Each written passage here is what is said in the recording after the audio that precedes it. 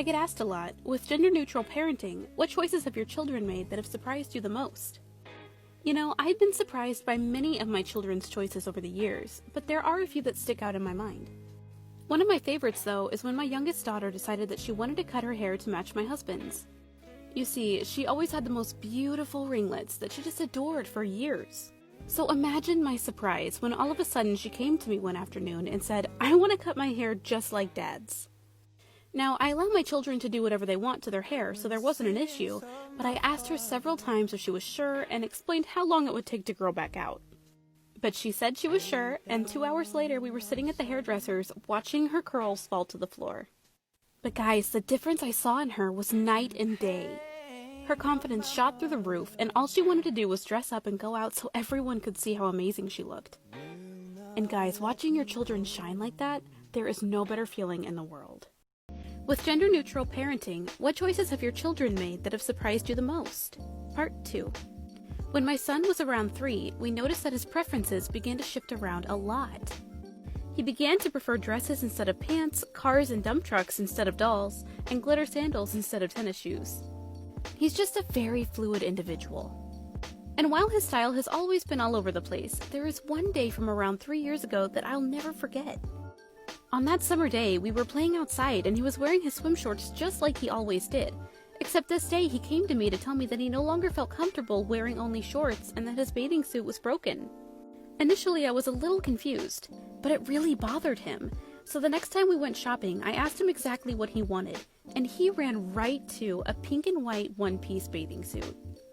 He tried it on, smiled, and said, "This is what I wanted. This is my style." With gender-neutral parenting, what choices have your children made that have surprised you the most? Part 3. Raising children this way comes with a lot of challenges, and there's no doubt about that. But the main concern with our parenting style? Bullying. Everyone has asked about it, and I'll admit, I was worried about it too when my children were young.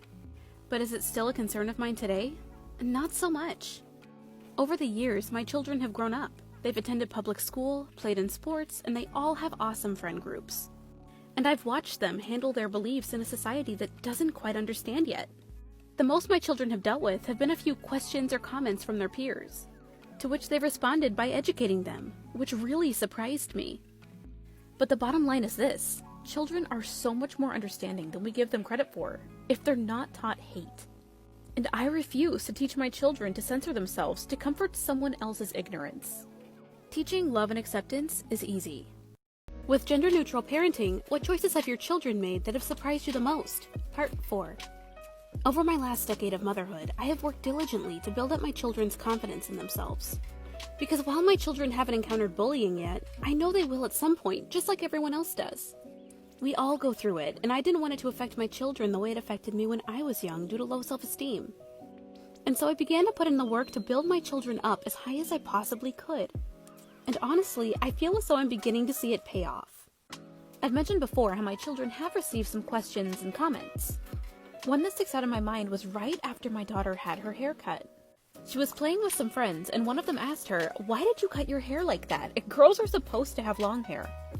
I was nervous how she would respond, but she smiled and said, "Girls can have whatever hair they want, you know, and lots of girls have short hair.